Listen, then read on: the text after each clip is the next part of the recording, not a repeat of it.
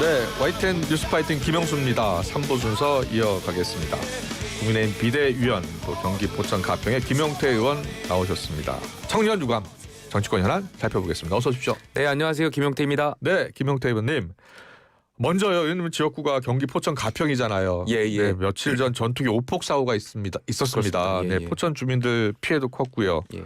피해 규모가 지금 어느 정도로 파악되고 있어요? 지금 매일매일 조금씩 늘어나고 있습니다. 그래요? 그래서 예. 164가구로 좀 늘어났고요. 예. 늘어나는 이유 중에 하나가 이제 폭탄의 간접적인 영향으로 예. 지진과도 같은 거라고들 이해하시면 될 것 그래요? 같은데 충격에 대한 여파가 있다 보니까 처음에는 육안으로도 괜찮을 것 같았던 집들이 이제 내려앉거나 크랙이 가거나 이런 재산상의 피해가 점점 늘고 있습니다. 아, 그래요? 예.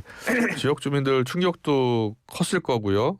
피해 보상이나 배상은 어떻게 지금 준비하고 있습니까? 예, 지금 공군본부에서 배상을 준비하고 있고요. 네. 더 나아가서 주민들은 사실 이 훈련장 주변에 한 180여 가구가 있는데 이주를 원하고 계십니다. 그래서 아직까지 근데 훈련장 주변에 이주했던 사례가 없어서 지금 국방부라든지 행안부라든지 관계기관하고 협의해서 좀 이주할 방향에 대해서 좀 검토하고 있습니다. 네, 훈련장하고 주민들이 사는 곳하고 거리가 어느 정도 떨어져 있습니까? 한 2km 정도, 3km. 2km밖에 떨어져 있지 않아요? 붙어 있습니다. 예, 뭔가 재발 방지 대책을 비롯해서 여러 대책을 검토해야겠는데요. 그렇습니다. 그래서 이분들을 이주시킬 방안이 있으면 이주를 시키고 그 훈련장 주변을 산업단지라든지 아니면 거기 또 축산이 많습니다. 그 농가 돼지 농가가 많은데 스마트 축산단지로 만든다든지 이런 테스트베드로서 활용할 볼 가치가 있지 않나.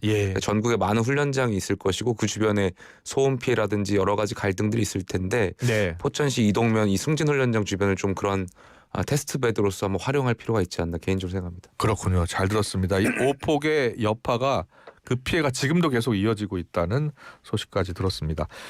정치권 현안으로 바로 가겠습니다. 윤석열 대통령이 석방이 됐습니다. 당시에 이제 김 의원께서 자중하는 모습이 필요하다라고 하셨죠.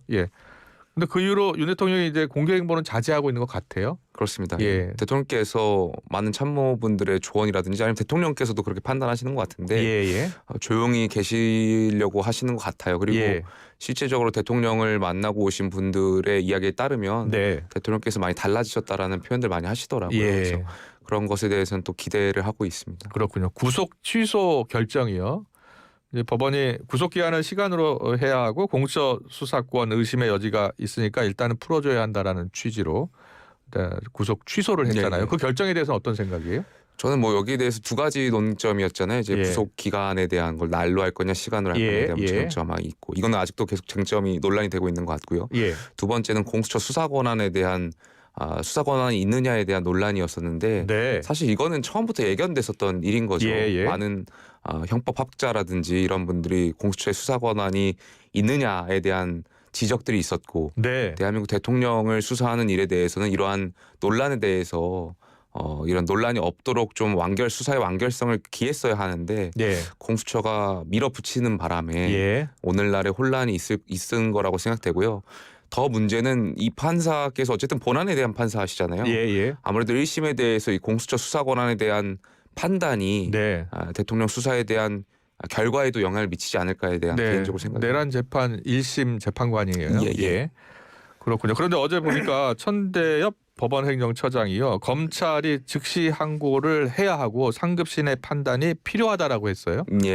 그런데 즉시 항고를 하지 않았잖아요. 검찰은. 먼저 그 즉시 항고하지 않은 검찰의 결정에 대해서는 어떤 생각이세요? 저는 뭐 위헌 판단이 나올 가능성이 높고 이미 헌법재판소가 판단할 부분이 있었기 때문에 검찰 같은 수사기관에서는 따를 수밖에 없는 상황이었던 거고 그래서 즉시 항고를 하지 않은 것에 대해서는 당연히 이해가 됩니다. 다만 최근에 이제 검찰에서 내부 규칙을 전파한 것을 보면은 이미 판사가 시간으로 해야 된다라고 결정을 했음에도 불구하고 다시 날로 해야 된다라는 것을 또 지침을 내린 것은 사실 좀 모순적인 상황이라고 생각이 들어요. 그렇군요. 그럼 이 모순적 상황을 어떻게 풀어야 된다고 보세요?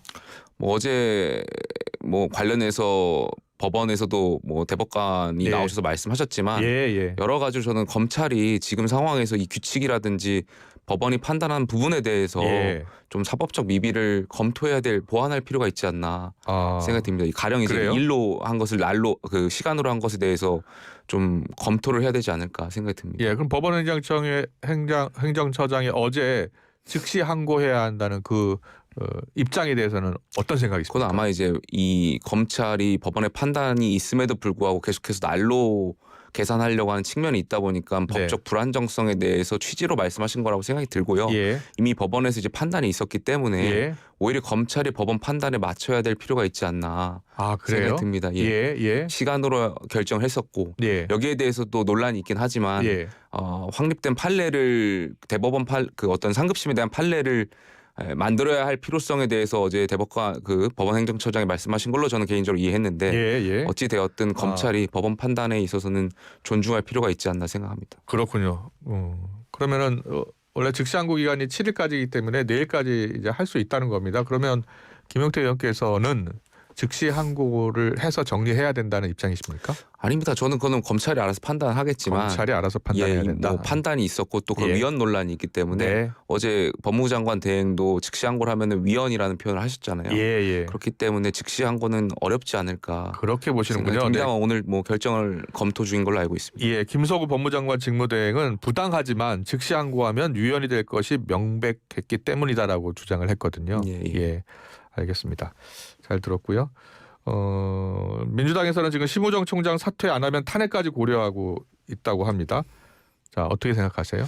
약간 영장 쇼핑을 넘어서 이제는 탄핵 쇼핑까지도 나온 거 아닌가 생각이 듭니다. 예. 그럼 검찰총장이 위헌적인데 어떻게 즉시 항고를 하라는 건지도 잘 모르겠고 예.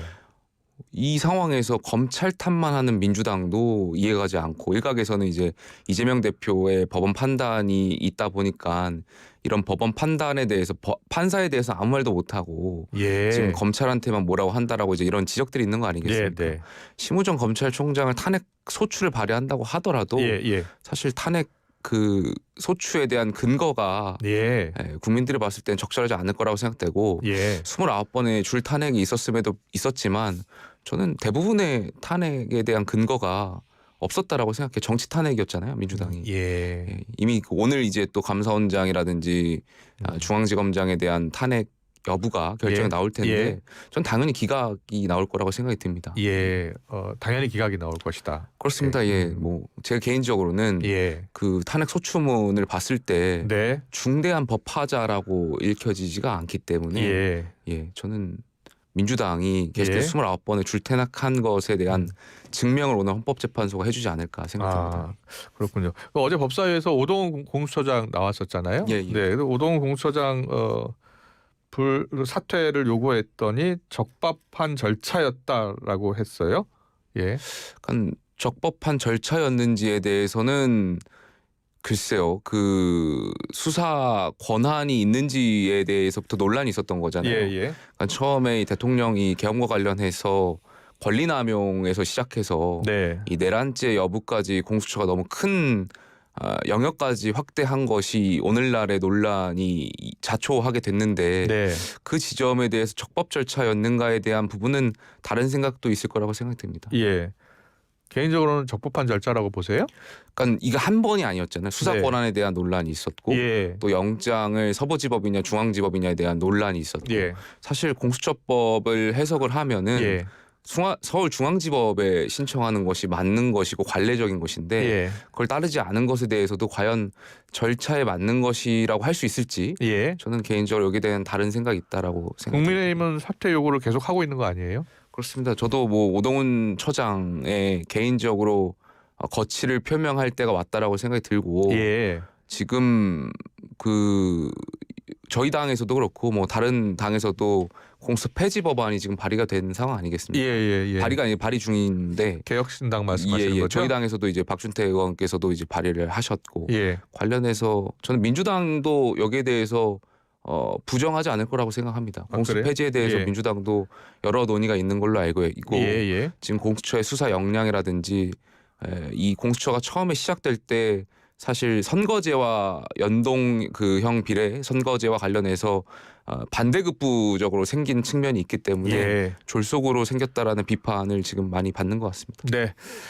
지금 김용태 국민의힘 의원과 인터뷰를 진행하고 있습니다. 김 의원께 직접 궁금한 점 있으면 물으셔도 됩니다. 우물정 0945 샵 0945로 문자 보내주시면 저희가 대신 질문해 드리겠습니다. 짧은 문자 50원, 긴 문자 100원의 정보 이용료가 듭니다. 국민의힘 같은 경우에요. 지금 의원 82명이 헌재에 탄원서를 제출했어요. 예. 내란죄 철회를 헌재가 불허해야 한다. 그리고 대통령 탄핵을 각하해 달라는 탄원서입니다.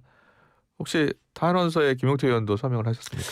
저는 지도부이기 때문에 최대한 그런 집회라든지 이런 것을 나가지 않고 있다라는 점 말씀드리고 있고요. 예. 다만 저희 당 의원 많은 다수 의원들께서 지적하셨던 것처럼 네. 헌법재판소 이 대통령 탄핵 심판 과정에서 처음에 내란죄가 탄핵 소추의 주요 이유였음에도 불구하고 네. 민주당이 헌법재판소가 이제 내란죄를 철회한 부분에 대해서는 예. 여러 가지 절차적인 지적들이 있는 거 아니겠습니까? 예. 그러니까 사실 탄핵 소추에 찬성했던 몇몇 의원들조차도 네. 내란죄가 처음부터 없었다라면 탄핵에 찬성하지 않았을 거라 소추에 찬성하지 않았을 거라고 말씀하신 의원들이 있는 것처럼 저는 여기에 대해서 저희 의원들이 지적하는 것에 있어서는 헌법재판소도 진지하게 한번 생각해 볼 필요가 있지 않나 생각이 듭니다. 그렇군요. 이 82명의 의원들 탄원서 제출한 의원들 가운데는 지도부도 좀 속해 몇 명은 있는가 봐요. 뭐 비대위원분들 중에도 있더라고요. 일부는 뭐 거기에 대해서 그럼 지도부 차원에서 하신 걸로 알고 지도부가 있습니다. 모두 빠진 건 아니래요. 글쎄 뭐 지도부도 저는 가급적 지도부는 사실 어떤 판단을 할 때 최소한으로 해야 된다라고 생각이 듭니다.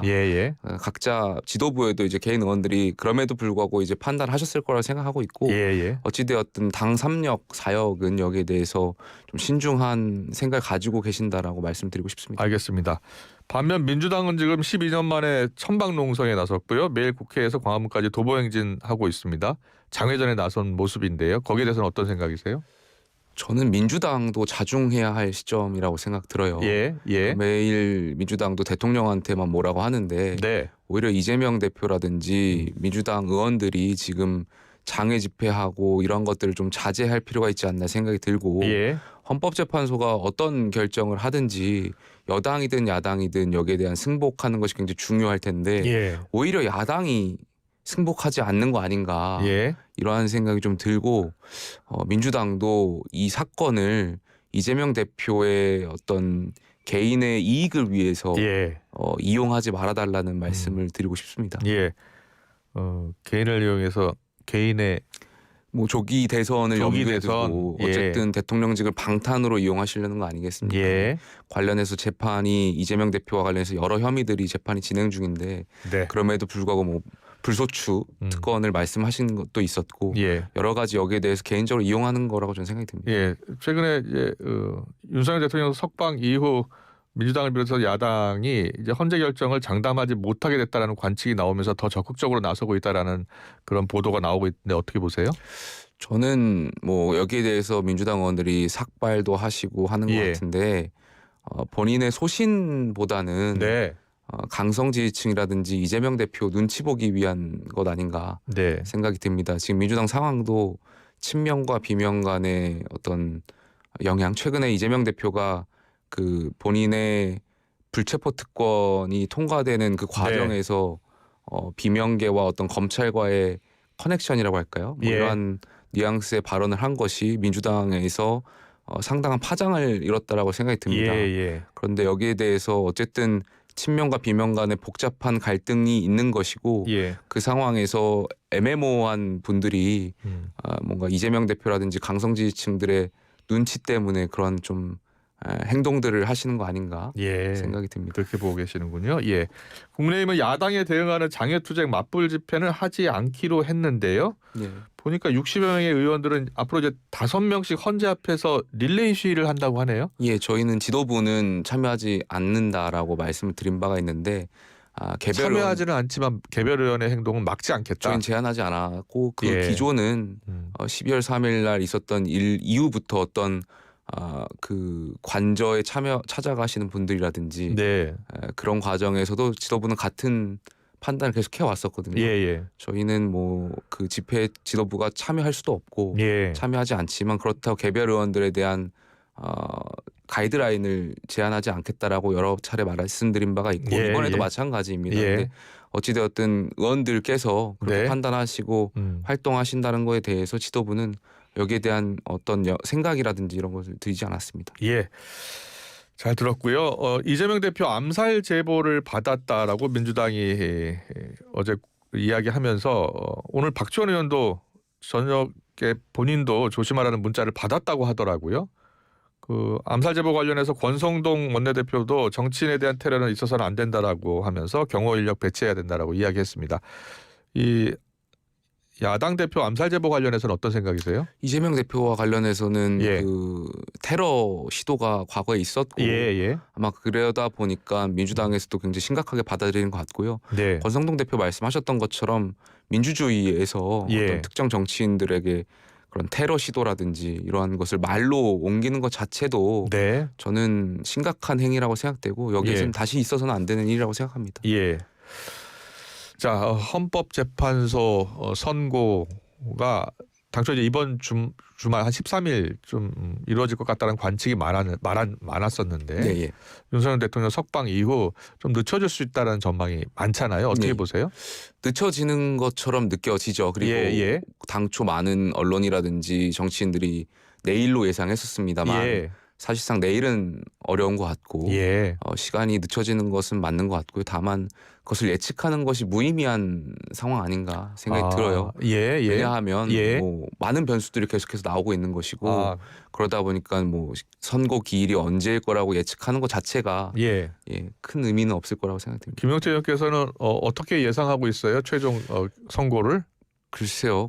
뭐 예상하기가 어려울 것 같습니다. 예상하기가 어려울 것 같다. 시기도 그렇고. 근데 김상욱 의원 같은 경우에 이렇게 이야기하더라고요. 국민의힘 김상욱 의원입니다.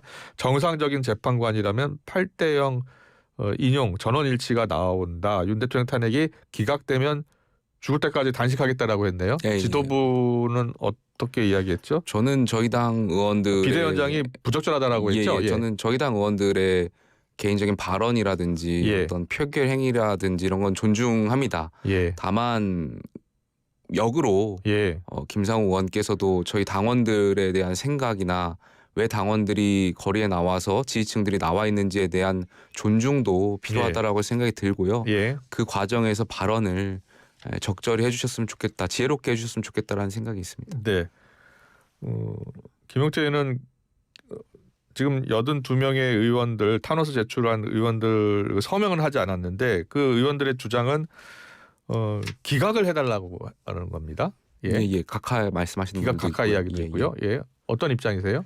지금 헌법재판소의 시간이라고 생각이 들고 저희가 지도부가 계속해서 말씀드렸던 것은 헌재의 절차적 완결성을 지켜달라는 말씀이었습니다. 하지만 거기에 대한 미비점들이 보였고 여기에 대한 혼란을 최소화해달라는 말씀으로 가름하겠습니다. 네. 자, 김 의원님은 당이 탄핵 인용과 기각 모두를 대비해야 된다라고 하셨네요. 그렇습니다.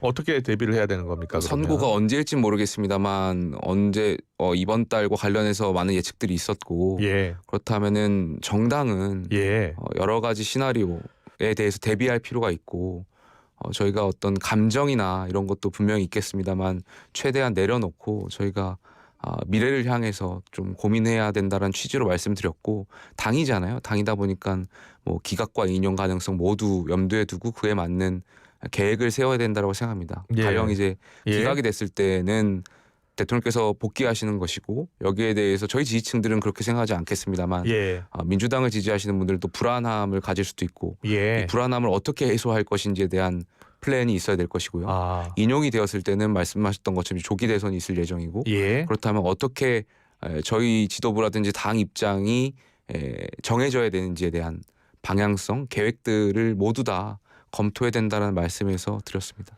그런데 지금 만약에 인용 결정이라면 60일 내에 새 대통령이 나와야 되고 대선이 치러지잖아요. 그렇습니다. 60일 동안 준비를 할 수가 있을까요? 제가 과거에도 탄핵 이후에 조기 대선을 치러본 경험이 있고 또 이번 사건이 뭐 인용이 될지 모르겠습니다만 어찌되었든 짧은 시간이지만 그 안에서 이 헌법재판소의 불공정성이랄까요? 이제 절차적 하자에 대한 많은 지적들이 있고 이 지적에 대한 동력이 만약에 있다면 그 대선에 큰 영향을 미칠 거라고 저는 개인적으로 생각합니다. 그렇군요. 마지막 질문 짧게 드릴게요. 윤석열 대통령 석방이 헌재의 판단에 영향을 미치고 있다고 보세요?